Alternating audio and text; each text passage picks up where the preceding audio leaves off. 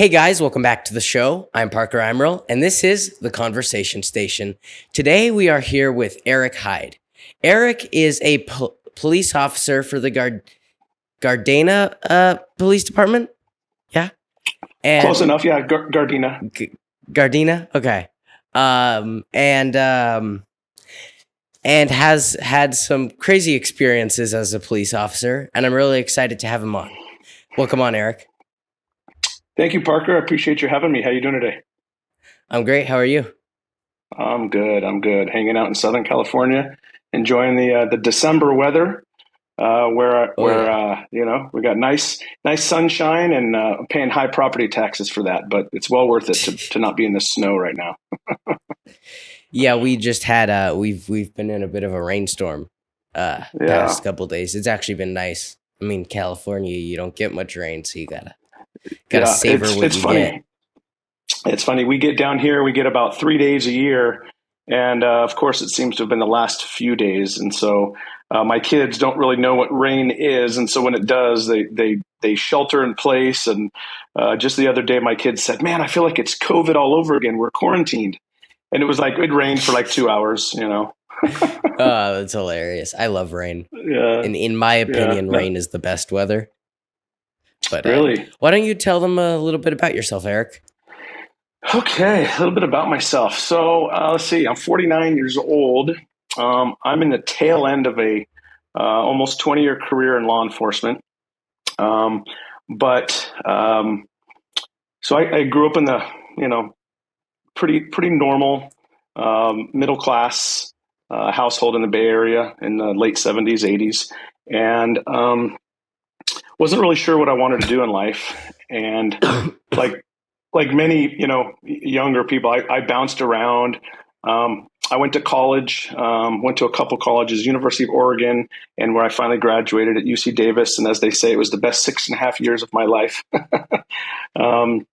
And started working in finance, worked for E-Trade for a number of years and thought that I was going to go that direction. But I realized that there was something missing in my life as far as a career was concerned. And I wanted to be active. I wanted to do something that helped people, something that forced me to, think, use my brain. And I just didn't know what that was. And interestingly, or not so interestingly, 9/11 happened. I was working for E-Trade at the time when the towers fell in New York. And I remember brushing my teeth that morning in my house in Sacramento and feeling very helpless. And I felt like it was a calling of mine. I wanted to be out there to help, to be part of something bigger. It was obviously tragic for our country. And immediately thereafter, I applied to the Sacramento Police Department and became a cop. And for the next, this was shortly after 2001. I entered the academy in 2002. So here we are, 20 years later, and I've worked a very, done a lot, seen a lot, had a pretty successful career. And like I said, here I am at the tail end of that, pushing 50. Looking at what the next stage of my life is going to be. That's awesome. I think that's one thing that's interesting is whenever something bad happens or adversity, it's really from that a lot of good can come, where it can become a calling for lots of people to better the world. Oh, I completely agree with that, and it's interesting you say that. Is that I'm a firm believer in life that one of the things that define us as people is not so much what happens to us, but how we respond when it does. And obviously, I was not part of 9/11. That did not affect me to the degree that it did so many people, the people that lost their lives, the family members that survived. But it did definitely inspire me to, want to be part of something bigger. And I never served in the military, and I often regret that. Both my parents did. My mother was in the Air Force, and my father was a Marine in Vietnam. And so there's a big part of me that wished that I had served in the military. and but serving in a local law enforcement agency, serving a community was the next best thing. And I know it may sound cheesy at times.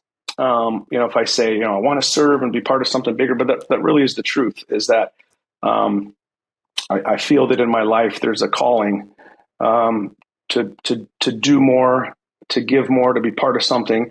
And there's plenty of people out there who have jobs that I want nothing to do with. You couldn't pay me with a 10-foot pole.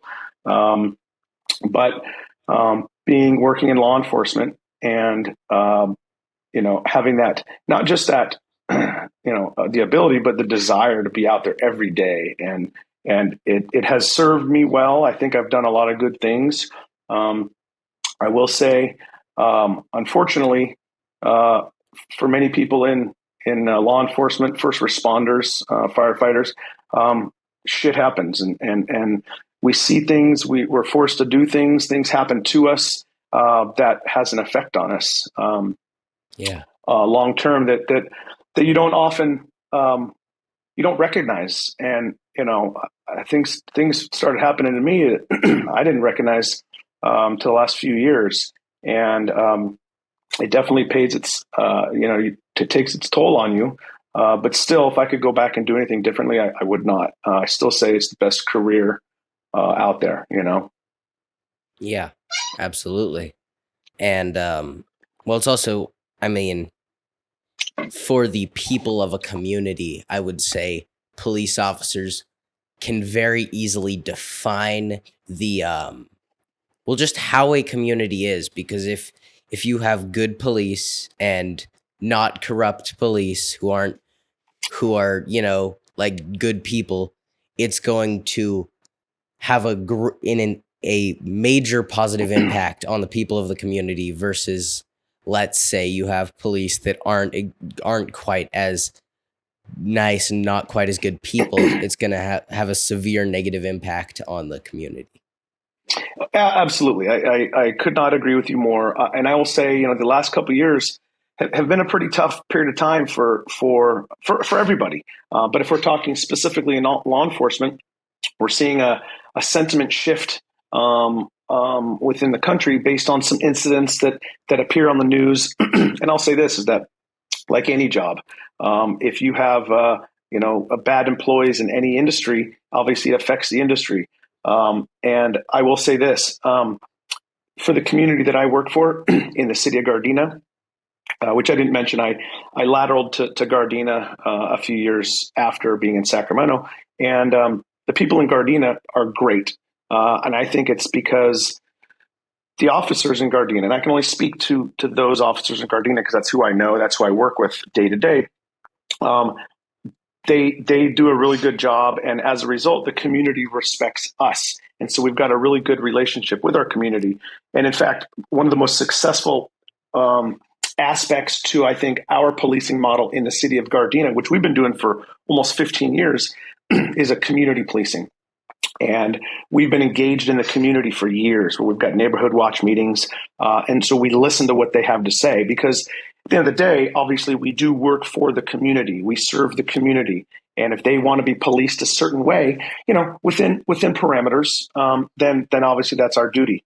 Where the challenge comes in is when you have people who think they know the law, and they think they know how we are supposed to make a traffic stop, or how we're, it's good in theory, but until you make a traffic stop at 3 a.m. with 4 gangsters in the car who may or may not be armed, until you've been through that, I think it's really not one's place to say how we should handle those individuals.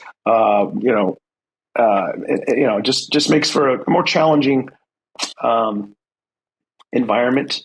But just like any other period of time, we'll get through it, and we just keep doing our thing, and we keep helping those that need help. Yeah, absolutely. And I think that's something that's really important and I think it's something that should be stressed more, is don't judge people or tell people how to do something if you haven't done that thing yourself. Right. Yeah, if you have exactly. no experience in whatever this person is going through, you have zero experience. Who are you to tell them how to do it? Right. Right. Because yeah, when you're told, you're told in the academy that certain things can and will happen to you as a police officer, right? Until you experience that, until you see it firsthand, right? You don't know. And when those things happen to you, when you're on a traffic stop, and you know that that person has a warrant for their arrest, or better yet, you don't know who they are, and you don't know if they have a warrant for their arrest, and it's 3 in the morning, you're with one other officer. Um, how I approach that vehicle is going to be dependent on my experience as a cop. And with my experiences over the years, you become cautious. You treat everybody as if they are armed, as an example, until you determine that they're not armed. And once they're not armed, then you can have those conversations and be a little bit more relaxed in your demeanor and behavior. But until then, I want to make sure that I go home safe at night. My partner goes home safe at night, and I want to make sure that the occupant and the occupants of the vehicle go home safe at night. And sometimes in that process of this traffic stop, feelings may get hurt because I'm not hugging them, or I'm not overly nice at that moment in time. I'm firm and to the point. And then once everything's safe, then it's time. Then we can chit chat a little bit more and figure out why we pulled them over, and correct the behavior of whatever's going on. absolutely. Just making sure that, well, you've got to make sure that you're safe and that the other officer is safe before you can be kind to these people, because safety first, whether you like it or not. The best way to be safe is to be cautious. Right, exactly. And there's a way, I see cops both good and bad, where it's like, okay, I can smile and be firm and respectful, while still um, being prepared to handle whatever adversity comes my way. And once I determine that the scene is safe, so to speak, or the individual is not armed, then I can shift in a manner that is a little bit more relaxed. And yeah, I just, it's but these aren't complaints. This is just part of the job. And so when somebody from the outside steps in and says that, you know, my hand was on my gun. Well, yeah, it's because if I have to pull my gun, which I've had to do, if I have to pull my gun, I'd rather have my hand on it. And if by having my hand on my gun offends somebody, then they can be offended for that next minute or two until we figure out what's going on. Absolutely, yeah. Um, I have a question for you. So, what skill do you think has helped you most in becoming the man you are today? What skill? Um, I have huge biceps that tend to help out. The ladies love that. So I'm just kidding. um, no, uh, people skills. I don't know. I was going to say I don't know where I got them from, but clearly my genes. It's not something I've learned. I've always been kind of a silly little bitch, as your dad and I used to say. For those listening, obviously I went to college with Parker's dad, and so he too is a silly little bitch. But we've had good times over the years. But no, I think the secret to my success, if I may say success in quotes, is clearly my ability to talk to people, engage with people. I'm a type A personality. I'm not afraid to get out there and talk to people. I don't take life too seriously. In fact, probably to the extreme where I probably should at times. But to answer that, people skills, and that's really something I try to teach my kids. I have an 8-year-old boy and a 12-year-old boy, Liam and Aiden. And I remember when Aiden, my oldest, was younger, we used to walk around the mall, and outside the mall here in Torrance, they have these little these boxes that are like maybe 2 feet tall. They're lit up at night. They're just to make the mall look nice. They're aesthetically pleasing, whatever. And so I used to stand on those boxes in midday or mid evening, and I would do the robot, and I'd make him get up with me, and I'd make him do the robot with me, just for the purposes of having him, step outside of his comfort zone. Who cares what people think? And he did it, for a few times. And then as he started to get a little bit older, he realized, yeah, Dad, that's not me. I'm not you. But I tried and try to teach my kids to, step out, not worry about what people think, and just take things lightly and not too seriously. Absolutely. Honestly, doing the robot on a box sounds like a ton of fun. Oh, I I'm telling mean, you, my youngest son, Liam, he's 8. Dude, he would do it all day long. And that's, my 8-year-old is more me. And my oldest son, Aiden, is more like my wife. Whenever I do the robot, she would look away and pretend like she had, didn't know who I was and was oh legitimately yeah. embarrassed, which ultimately I would step down just because I didn't want to do that to my wife. But yeah, I could get Oh up and do yeah. the I robot mean, all day long.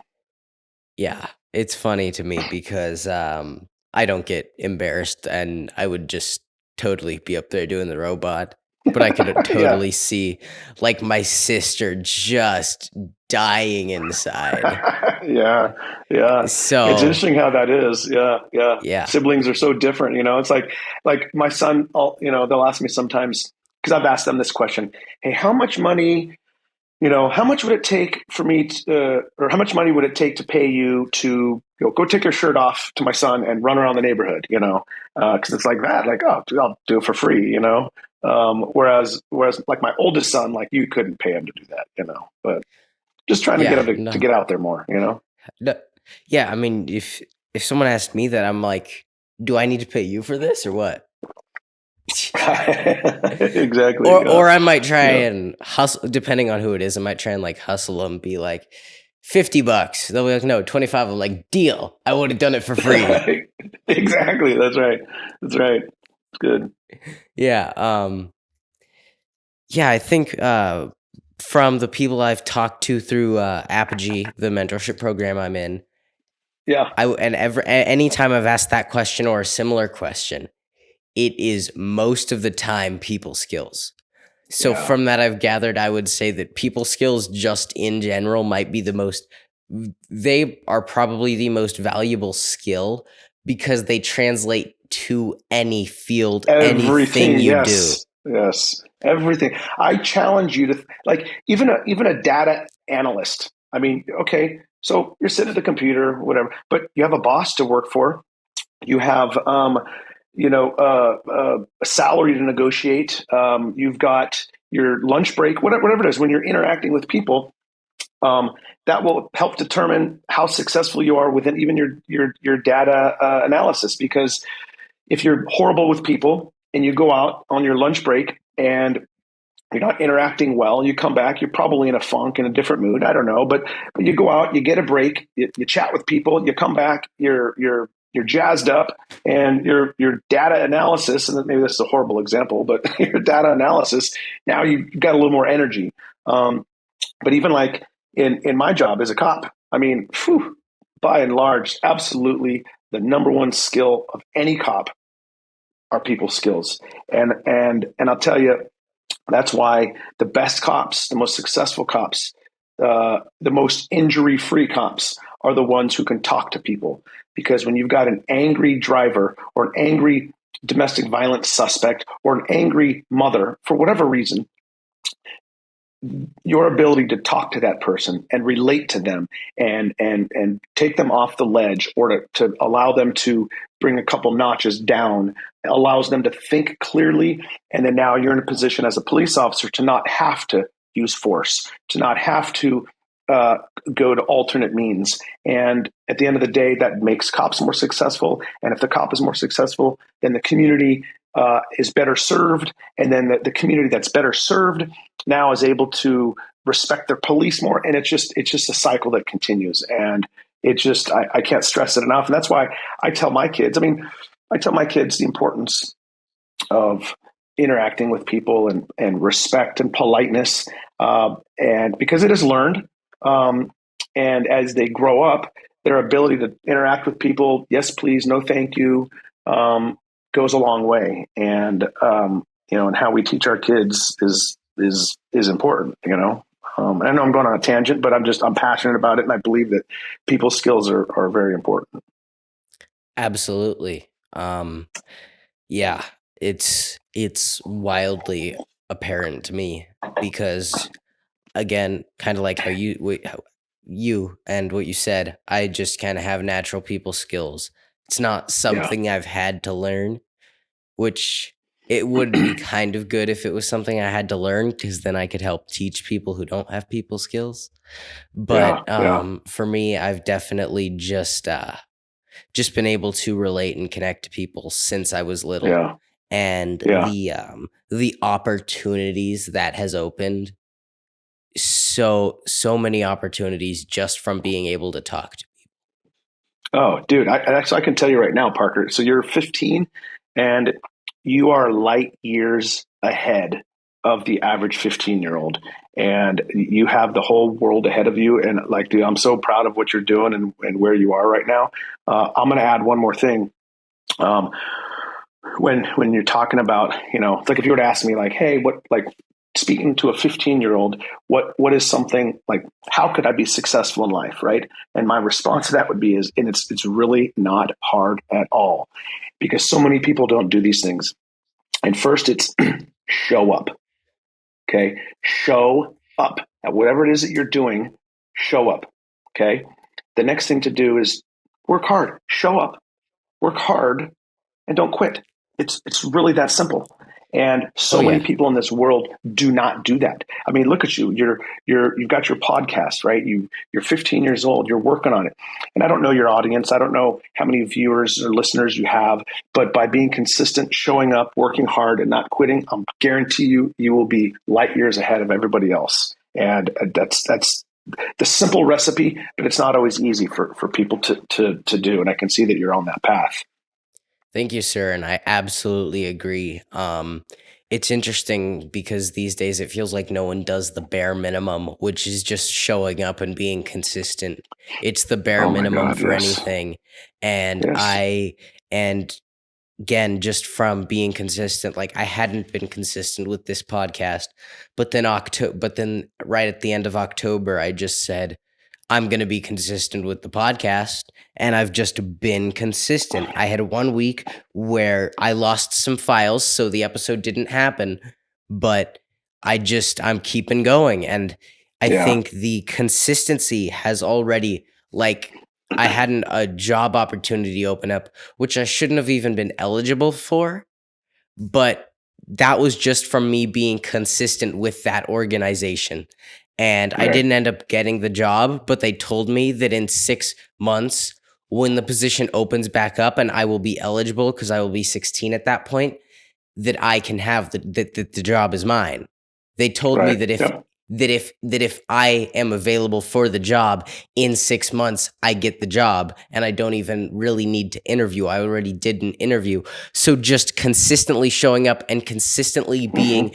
a great human being opens up every door. It does. It absolutely does. And I'll tell you, the hardest decision in life, maybe this is just for me, the hardest decision in life is figuring out what you want to do at any stage in your life, whether you're 15 or 49. Once you figure that out, the rest is easy. Now you just set a plan in motion and stick to the plan. Now, it doesn't mean you can't be mobile and adjust as times change, but if you're consistent and you have discipline, you will absolutely crush it. Just one foot in front of the other, right? The journey of 1,000 miles starts with the first step. And I don't mean to sound cliche, but that's truly what I believe. And that when you look at where you want to be in a year, 5 years, 10 years, 20 years, it starts with today. And then tomorrow you work on the next day and you keep moving forward. Now, along the way, along this journey, there's going to be some roadblocks and setbacks. And remember what I said earlier, it's not about what happens to us, but it's how we respond when these things do happen, because there will be setbacks, but those setbacks define who you are, and it shows you your ability to overcome these things.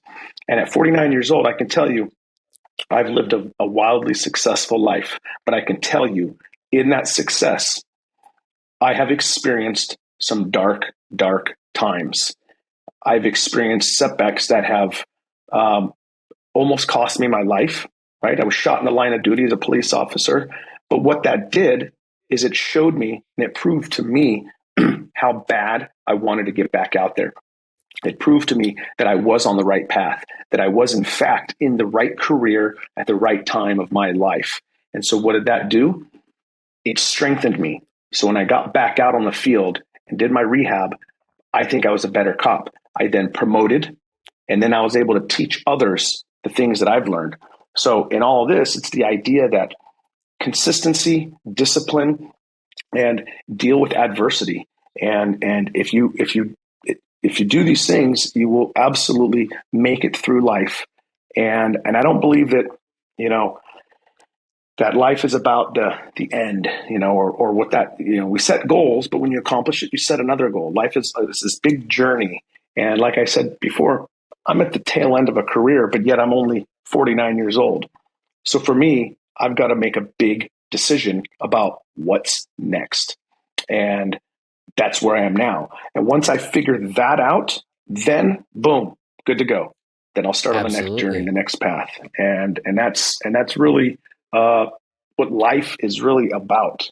And, sharing it with people along the way and having a good time. And I don't know. I mean, it's where I am.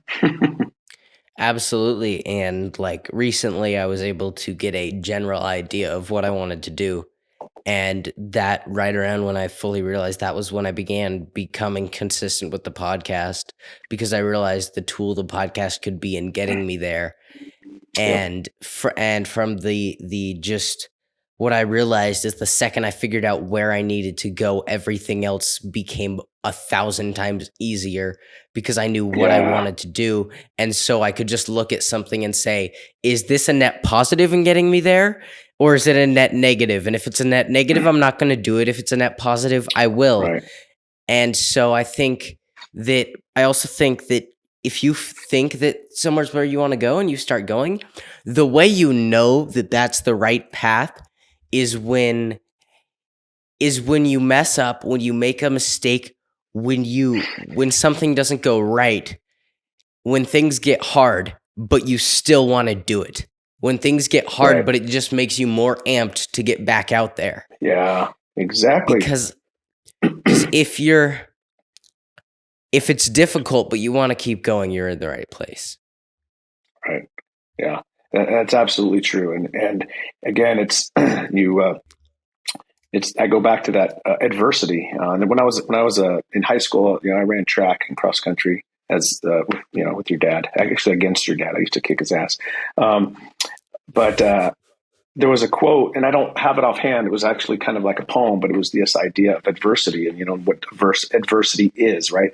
Adversity is, playing your sport on the other team's home field, but yet showing up and being excited that you're on the away turf and ready to go. And I think when you can look at yourself in these times of trouble, in these times of adversity, and recognize that, okay, I'm in a tough time right now, and if you can fight that and you can feel it and see the path out, that is so huge, because so many people, when they get into a dark moment, they fall further and they can't see the way out, and they need intervention or help from other people, and which is okay to get help from others, but to be able to ask and to be able to have a plan to get out of this trough that you're in is huge. And once you've done it enough times in life, it almost becomes a little easier because you feel like, okay, I've been here before, right?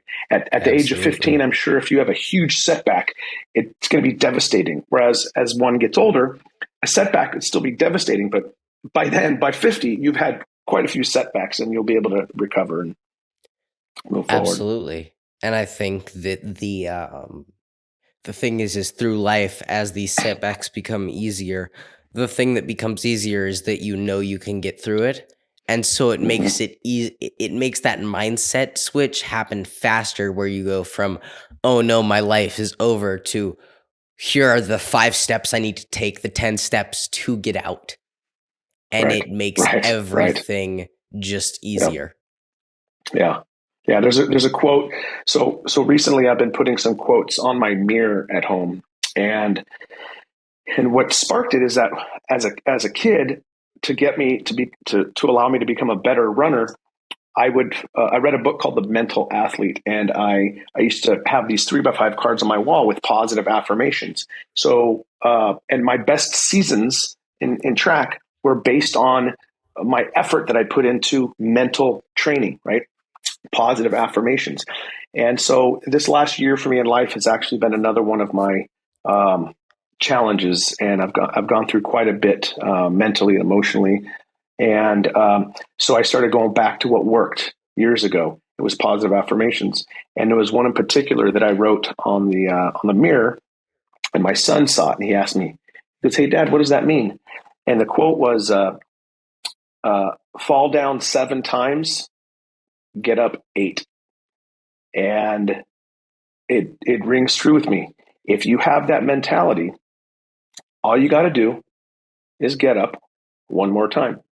If you fall down 7 frickin' times, just get up one more. And with that idea, all you got to do is get up one more time.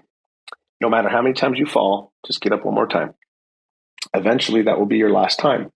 And it was a teaching moment for my son, for him to look at that. And he may not have completely absorbed it, but it's instilled in him to some degree. And hopefully, as he gets older, he'll have some adversity. He can think back on our conversations and my experiences and the things that I've done that will help apply for his life. And I'll tell you, it's easier said than done. I get it. This last year, I think I fell down 59 times. But because I'm sitting here on this podcast talking to you, that means I got up a 60th time. And if I fall down again, I know I'll get back up. And I get a little emotional about it because it has been such a challenging year. And in fact, I'll just, if you don't mind, I'll just kind of get into it as it relates to my job, because I'm sure maybe some of the listeners are like, okay, 20 years in law enforcement, you're 49. How are you retiring? Um, so I was recently diagnosed with PTSD. And for those who may not know, it's obviously a post-traumatic stress disorder. And for me, I'm kind of the last guy. For me, it's like PTSD.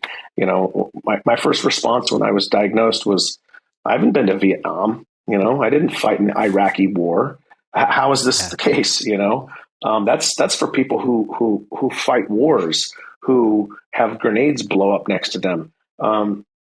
But the more I learned about it, and the more I realized what was going on. And over, 18, 19 years of, 18 of my 19 years have been spent in the field, in uniform, responding to calls as a gang detective, a gang supervisor. I was involved in a shooting where I got shot twice at a range of 5 feet. Um, Responding to fatal traffic collisions, watching people die in front of you, domestic violence, kids getting hurt. So a lot of these things add up over time. And, as a cop, I think, okay, I'm a warrior. I'm not affected by this. That's why I chose this profession. I fight, I fall down, I get up. But what happens is over time, these things add up. And, in law enforcement, you don't watch a baby die and then come to the station and start crying. You suck it up, buttercup. You go to briefing and you move on to the next call. And that's just kind of the environment that law enforcement is, until it affects you to such a degree that, or I shouldn't say you, me, it started affecting me and I didn't realize it. Panic attacks, flashbacks, recurring nightmares. I'd be in a grocery store and certain things would trigger certain thoughts and images. It would affect the way I'd talk to my kids, treat my kids, my wife. It was tough. And so this year has been very, very challenging. And but I go back to what I learned in high school, and that's this idea of fall down 7 times, get up 8. And I know I'm being kind of long winded here, but I think the message here in all of this, regardless of what you're doing in life, whether you're a first responder, you're an accountant, or a 15-year-old kid with a podcast who's wildly successful, clearly, is that when adversity hits, you muster up the strength and get your ass back out there with the right tools, the right help, and keep going in whatever direction that is that you choose. Absolutely. That was, yeah, it's pretty freaking rough. But yeah, just getting back out there, that's That's what's important. Because in life, Yeah, if you and don't make if you don't make mistakes, you don't learn. And so the most important thing is when you make mistakes, just keep going, just keep you'll get through it, you know? right, right, yeah, and I know I've thrown out a few cliche things, but this is how my mind thinks. This idea that I coach little league baseball as well, and one of the things I teach them is that you either, and we've all heard this, you either win or you learn. And I always tell them, we didn't win today in the game, but guess what? We sure as hell learned a whole lot of stuff. So next game, we can apply what we learned and become better. And um, it's not to take away from the idea of losing, but the idea that when you do lose, there's value in there, right? My kids know that there's no trophies for second place in the Hyde household, right? If you get second place, guess what? Get your ass up a little earlier, work a little bit harder, and win. And if you Yeah. don't, keep doing it. There's no second place trophies for us in this household. And I coach the same way, within reason. I'm not some hard ass coach that yells at all these 8-year-olds and 12-year-olds, but although my wife would probably say otherwise. But yeah, I mean, it's get your ass up and work harder if you want, right? If you want to be better, wake up earlier, work harder. Absolutely. Yeah. I think that's one thing that's interesting in society today. All these participation trophies. It's like if I didn't play the best, I don't deserve this. Why are you giving me a trophy just for showing up? Like that's literally the bare minimum. And when we reward the bare minimum, it gets to the point where people think of the bare minimum as winning, and so they don't always do the bare minimum. They only do the bare minimum when they want to win. And it's weird. Exactly. And that is why we go back to how to be successful in life. You will stand out above the crowd by showing up and working hard and not quitting. If you do those three things, I'm telling you, you will succeed because so many people are not. Kids are so used to that second place trophy. I don't need to win to get a trophy, right? I can be average and I will still be told that I'm a winner, right? And I get there's a balance in life between, I was raised 70s, 80s where there definitely was no second place trophies. It was to the extreme, where there was no coddling. It was like you get your ass beat, for not doing your best. But um, you want to support the kids. You want to support somebody's efforts and not demoralize them. But you can do that without giving them a trophy and saying, "Well, you didn't win, but hey, this is your participation award." No, I think there's motivation in losing and not getting that thing that you want. So that way, next time you can work hard to get that thing you want, because that's true of anything in life. That's true of money too. Absolutely. Yeah. There's motivation in adversity, but the nature of a participation award is that you don't deal with that adversity. But how are you going to get better if you don't deal with it? It's Right? Yeah, yeah. exactly. And I'll tell you, a challenge is as a dad. I have obviously my two boys. We live in a world where, well, I live in a world where I've had a good job and I've made some good money and um, I can afford things. I can afford to buy my kids things. So one of the challenges that I come across is when my kids want something. Yeah, I could literally by a click of a button on my phone buy it. And oftentimes I do. They want that soccer ball. I click the button on my phone, and within hours, that soccer ball is at the front door because I have the means. However, I am doing my kids a disservice by doing this. And I catch myself. And one of the things that I've done is I try to teach my kids the value of money. And it's a combination of, yeah, I click the button and I get the soccer ball for $6, $7, $8. But I also have them earn money by doing chores around the house. We've done some entrepreneurial type stuff for the kids so they can earn money as well. And they put some of that money in the bank, some in their wallet. And that way, when they come to me and they say, "Hey, Dad, I want this thing." Okay, buddy, yeah, you can have that thing. Are you going to buy it? Right. So it's about teaching them that value. And so we in the Hyde household try to do a little bit of that. And hopefully then when they're older, then they can understand and appreciate that things don't show up on the doorstep a couple hours later because you asked for it. Absolutely. And I think an interesting thing there is one thing I like that I want to do as a parent eventually when that day comes is let's say my kid wants something expensive though. It's like a big purchase, that they really want. I'd be like, you get half. I'll match. I'll Yeah. match Oh, however much you yeah. make. And I think that teaching them that, where it's like it gives a good hybrid where if it's in $1,000 thing and they really want it and they're 12 years old, it's like, okay, I'm gonna have this 12-year-old learn to make $500 because because if they can make $500, that means with double the time they could make 1,000. And so you can teach that lesson and Right. also help out at the same time. Right. Yeah. No, I agree. I think one of the things that's not taught, it wasn't taught when I was a kid, and I'm not seeing it being taught today with the kids is money, right? It's the topic of money is not being talked about, and yet it's arguably the most important lesson to be learned. At almost 50 years old, I look back at my life. I'm like, God, what could I have done better? Well, there's a lot, but there's really one thing that stands out that I wish that I could change, and it's understanding money, the value of money, and saving at a much earlier age.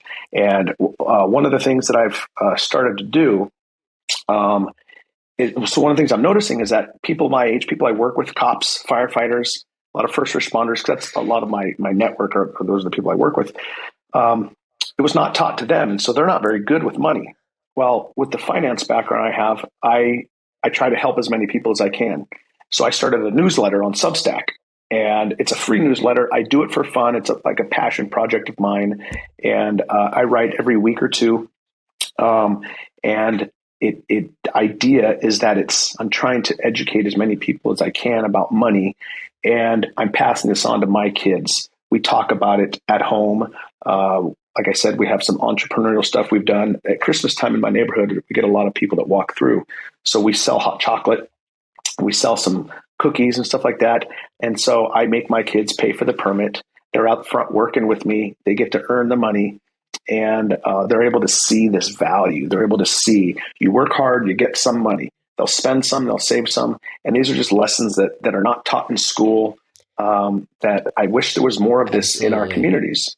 And it's I just think not that's there. the I think that's the biggest thing missing from modern education, which is interesting because it's honestly the most valuable thing for any young person to learn in school would be how to manage your money, how to become successful. The man who runs the leadership mentorship program I'm in, Matt Bedreau, he has some schools in Roseville up here, Yeah. that are part of the Acton Academy network, and Hmm. those schools are all about project based learning. And he consistent and I think that's one of the things that they spend some time on is that finance, and it's really entrepreneurial focused. Like they have a business fair every year where each kid basically in the school builds a business, and then they have a business fair where all these kids are showing off these businesses, and Oh some of my these God, that's kids so are cool. doing like tens of thousands of dollars every year with their business. Dude, that is so cool. Love that. Some of these kids are fully paying their tuition. It's No freaking way. awesome. Yes, I Yeah, love I love seeing that, and I think that's where, as a country, we need. I mean, we're a capitalistic, country, and that's how our economy grows. And if you got young kids starting businesses, I mean, that is so amazing, and it's a part of our society that has been missing. And I agree with what you said. It's probably the most undertaught topic, yet arguably the most important topic, because every decision in life revolves around money. And not to make things materialistic, but to me, money equals freedom. What I mean by that is that if I'm able to fully retire at a young age, that means I have more time with my kids. I have more time to coach baseball. I have more time to travel. I have more time to do the things that I really enjoy doing in life. And and if I'm burdened with debt because I wasn't taught money skills, I didn't know how to invest, I'm going to work till I'm 92 years old. And and since I can't go back in time to be better with money, I try to teach my kids. I try to talk about money as much as I can with the people that I know, because so many people are hurting right now, especially in this economy that we're in. And a lot of the politicians and our policies, sort of take advantage of the middle class America, where money is being wiped away and it's killing people's futures, and it's unfortunate. Yeah, it's one thing I find interesting because the government and these politicians taking advantage of the middle class American in order to do whatever it is. But then these politicians are the same people that when they're in power are working on our school system. So I'm like, Right. is it necessarily a coincidence that these Right. politicians aren't having the financial skills taught in school, which would make our middle class smart enough that they couldn't, take advantage of them? It's an Right. interesting topic to think about. Yeah, I'll tell you, a business idea I've thought of is, and it's not necessarily a lucrative one, but I think when you think of a business, if you don't always think of, it being lucrative, if you take the money out of the business idea, oftentimes those are the best ideas because you're not clouded by the decision of the money. But a business idea I've thought of is having some sort of an education program for kids. And I asked myself, what age is appropriate? Obviously 8-year old, okay, maybe not, but I talked to my 8-year old about money, so he has a foundation. 12-year old, 13-year old, and definitely the middle age school and high school years are critical. And so having some kind of a business where you're able to educate, make it fun, and teach them about compounding interest, the different investment vehicles, better ways to save. The idea that if you, with your first paper route as a kid or your first tech job, if you set aside, 10, 20% and just make it consistent, you will, in 30, 40 years, at the age of 50, have a whole boatload of money to live off of. But part of it is the challenge of having like I'm sure for you at 15, well, maybe not you because you're pretty advanced, but the average 15-year-old isn't thinking light years ahead. Even if I said save 50% of your paycheck and you'll retire in 20 years at the age of, 35, most 15-year-olds are going to go, I could care less. Eh. Yeah. Not going to happen. I'd rather buy this video game. Yeah, exactly, exactly. But so part of this teaching kids about money is the mindset around. So, and an example that I would give is that it's not about, yeah, it's teaching them to save it, but telling them it's okay. Hey, you save it, but guess what? It's okay to also spend it. You can still buy the things you want, but make sure that you're still putting money aside, and that way, saving doesn't become this thing that is a pain in my ass, and I don't like to do it, but I know I have to because I'm told I can retire in 30 years, and I could give a shit about retiring in 30 years because I have a whole life ahead of me. But if you go from making no money to all of a sudden $20 an hour, okay, if you were to put $3 away of that $20, you're still making $17 an hour more than you were making before. So this idea, and then when you make $25 an hour, split the difference. So there's a lot of different principles and ideas that if somebody were to look at and just do it, you don't have to enjoy it, but just do it. Just do that $2, $3 an hour to the side. Once you have 10 grand, 50 grand, 100 grand saved up, that in itself says, holy crap, this is pretty cool. Saving is cool. Now I can really buy that Absolutely. apartment building as an investment, and the apartment building that I buy will pay me what? $2,000 a month in cash flow? Oh, it's amazing. And so Yeah. it's the idea to get kids thinking about this. Absolutely. That's a freaking great idea because so the mentorship program I'm in is ran by two guys, Matt Bedreau and oh, I'm blanking on his name.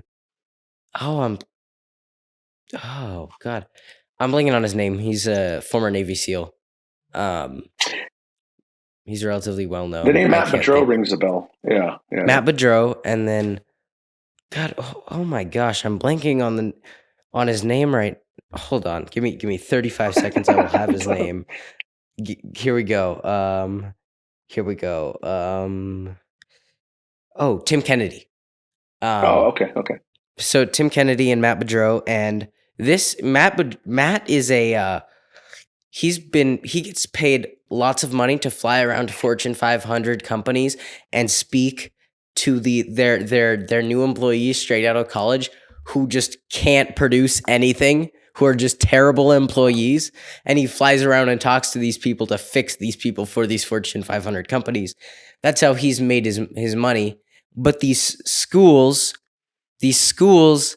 and the mentorship program, neither of those make him money. He doesn't make money off of either of those. I Hmm. mean, there is a tuition for those programs. There's absolutely a tuition for those schools and for the mentorship program, but that's not there to make money, but it's been wildly successful. And so it's like, Hmm. but that's one thing I think would be great, is to have a financial thing similar to these programs that are oriented at young people but aren't looking to make a quick buck, or Right, just, right, right, just trying to help right. the youth of the world. Well, and I think that's where I go back to when I said a few minutes ago is that if you have an idea of something and you take the money at like not monetizing it, and I get it, depending on where people are in their lives, the idea of business is to make money and to provide a service or a product. But what I've like, for example, my Substack, it's a money and markets Substack. And it's all things money, and I write about investing. I write about how to save. I write on different tips and stock market stuff, and it's free. And I put it out there, and there's no monetizing of it whatsoever. My idea behind that is just to get people thinking about money and get them to be better with it, and at least to take control of their own personal finances. The next one I'm writing for this week is actually how to teach your kids about money, and it's very near and dear to my heart because I like to teach my kids as much as I can at the age that they are to get them thinking about it. But when you have an idea and you don't focus on the money side of things, meaning the making of the money, oftentimes those are the best ideas. And if it becomes monetized down the road because it grew organically, then you can launch a product that has value, that has been tested in the market. But it's really the idea of just doing something that you love that helps people, and oftentimes those are the best products. Absolutely. I started this podcast because I wanted to podcast. I mean, I would be happy if it Yeah, made some yeah, money, but I don't care right, right now. I just want to talk to right, people and put it out for the world to right, see. right, And I just want exactly. to, and if it gets built up to the point where it's big and I have someone reach out to sponsor or something, I'm open to that possibility, but that's not the priority. Right, exactly. Yeah, that's huge. And if you're at a point in your life where you have the time, the means, and the desire, the passion, then you'll be successful. Yeah. Um, so kind of talking about the whole financial side of things, what well, I guess no, I guess it wasn't on the financial side of things, but what I want to ask you is what what has been your most influential mistake? Like, what mistake you made has influenced you most in becoming who you are? Hmm.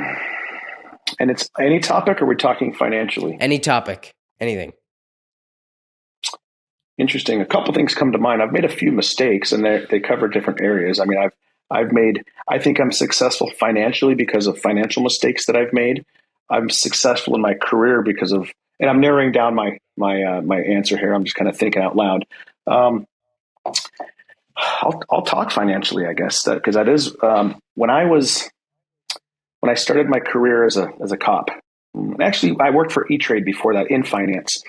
Um, I was early 20 something. I was making, back then I was making 75, $95,000 a year. And back then for me, a single guy, that was a lot of, I was rich. And so I was spending.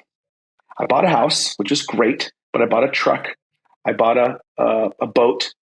And as your dad can attest to, he's been out with me on the boat, and I probably bought him a bunch of drinks because I was putting things on credit cards and I was living good, living large. And it got to the point where my credit cards exceeded what I was able to pay monthly on a regular basis. So I was making the minimum payments, and I realized that I now did not have the excess income to do the things that I wanted to do. And combine that with a few years later when the real estate crisis happened. I had over leveraged myself on a couple of rental houses. I thought I was a real estate mogul, and come to find out, I was not a real estate mogul. I just was riding the wave up of real estate. And when it went the other way, I crashed and burned. And I actually filed for a Chapter 13 bankruptcy. I lost the two houses that I had at the time. And this is right around the time that I also was shot at work. And so I was in the hospital for a while. So I wasn't able to attend to these things. So long story short, I was riding this wave up. I crashed and burned, and I had to start over again. But the one thing that I had going for me, two things I had going for me. One was I was still in a job in a career that I loved. So my cash flows as an employee, so to speak, my job was still paying me. I was still working. I was able to start from scratch again. And when I started from ground zero, I started saving. I started investing. I started studying. I became that's when I really took my foundation of finance and really started applying it. And I remember when I finally had saved up, I think it was $20,000. I bought my first. Now, with the mistakes that I've made in real estate, I took a lot of what I learned, the things that I did wrong stood out to me. And so I started getting back into real estate, and applying the things that I learned. And I remember buying my first house in Memphis, Tennessee. And I chose Memphis for a variety of reasons based on my research, having to do with population growth, cash flows, something called the 1% rule, and bought a cash flowing house. And I thought, okay, what's the worst that could happen? Well, the house goes down in value, but as long as I have rent and somebody's paying me rent, I don't care about the value of the house. I bought it for cash flow. And so I then bought another one once I saved up another 20,000. And I built a foundation one step at a time based on the mistakes that I'd made, and the attitude that I had of getting up one more time and growing and learning and getting better, because I'd made the decision, this is what I want to do. This will give me freedom. This will allow me to retire at a younger age. And I just started applying those things. And, here I am, a bunch of years later, still growing and learning, but with more knowledge, and I'm able to talk about my mistakes and things I've done wrong. Absolutely. That's awesome. I think that you just hearing you talk about those mistakes is really cool for me to hear, because obviously I think that's another thing that's valuable, is being able to learn from other people's mistakes. So every time I come on, I do an interview with these with people on this podcast, I get to hear about their experiences and what's happened to them within their lives. And from that, I can be like, okay, they did this, they regretted it, so I probably shouldn't do that. You know, Right. I mean, I probably Right. shouldn't, throw a bunch of money on credit cards. Right. That's Yeah. it's not a And it's smart thing interesting. to do, It's is interesting it? how I am today. For example, on the topic of credit cards, I've got several credit cards, but I owe zero on them. And what I do, one of the things I do is I have one credit card that I use for everything I can. Everything I spend day in and day out goes on that one credit card. And then when I get paid 2 weeks later, I pay it to zero. 2 weeks later, pay it to zero, right? And I use it. So what it does is a couple of things. I can't stand having debt because of what I've gone through, right? And so when I pay it to zero, I know what I just spent for the last 2 weeks, right? So if it's $1,500, great. Next 2 weeks, $1,500. That's my baseline. Well, if I all of a sudden have to pay down 2,500, it's like, holy shit, what just happened? Where did our money go? Right. So it gives me a pulse of where my spending is. And then I accrue points and rewards, and I'm able to see, I can go back through all my expenses and I can see where my money has gone. So if I need to make some adjustments, I can look at where I've been. Oh yeah, we went to dinner a few times. Let's cut down on that, or Absolutely. and what's interesting is when COVID hit, that $1,500 as an example was like 900. And so I was able to see the effects of COVID, how I was actually saving money because I was locked in my house and I wasn't able to go anywhere. So I was spending less, and so the gauge that was telling me that the reopening was starting to happen is that $900 became 1,100, 1,300. I'm like, oh, we're slowly getting out. I can tell we're out more. Yeah. But yeah, the credit card usage is big with me, and being able to manage that appropriately. 100%. Yeah, that sounds to me like the credit card deal is really well. That's the entire point of a credit card company. It's like, okay, they're trying to catch you lacking a little bit, so you've Yeah, got to of be very course. smart. You've got to be very Yeah, smart with how you use your money. yeah. I'm their worst Um, customer because I get paid 1.5% cash back on the money I spend, and so for every 5,000 I spend, I get $75, and they're not earning any interest on my $5,000 because I'm paying it to zero, but I get $75. Absolutely. Yeah, That's what my dad does as well. I mean, he's a yeah, financial advisor, so he knows a little bit about yeah, finance. yeah. That's what he He does. He does. He has one does. card that he puts Yep. everything on and pays it Yep. off. And from that, he gets cash back and travel miles. And then, Yeah. yeah, Exactly. I like it that just how he spends his money because that tells me then within the family there's that conversation. So you as a 15-year-old understand what good financial habits look like because part of um, teaching our kids is modeling good behavior, and that's good that he's done that. 100%. I think that's something interesting where another thing that where that value is lost today, where parents just send their kids off to school and be like, oh, that's where they learn. They learn just as much in the household. So I Right. would argue even more. And so teaching the kids how things work at home, I think that's important because then it's not the teacher who's never had any real experience in the world as an entrepreneur or anything. It's you who knows something or who have experiences. Pouring into your children is arguably more important than anything Right. they learn in school. 100%. I agree. Yeah. Wow. This has been really Yeah. cool. We've gone Thank a you for long coming time on here. here. I don't know what kind of time frames you're looking at, but yeah, we've talked about a lot of stuff. And the funny thing is I could go for a few more hours. Oh yeah. Dude, this has been so fun. Yeah. Man. I have to say this, if I may, real quick. I legitimately, like, dude, I'm legitimately so proud of you for uh, doing what you're doing. I look back. I think I was a fairly successful 15-year-old. You know, I mean, not academically, of course. I was horrible in school because I was doing so many other things. But you look at you, man. Like you're doing your podcast. You're so respectful. You've done your research, asking good questions. I love it, man. You're doing a great job, and really, it's a testament to what your parents have done. And so, um, if you guys are listening, Adrian and Lindy, you guys have done a great job. Proud of both you guys. I miss both you guys, by the way. So, um, Adrian, we got to get together sometime and have some drinks up in your neck of the woods. Thank you. Also Yeah. send me a link to that the newsletter. I'll put it down Oh in yeah, the yeah, description of the yeah, for sure. podcast. Thank you guys at home for watching. I'm Parker Emerald. I've been talking to Mr. Eric Hyde, and this has been The Conversation Station.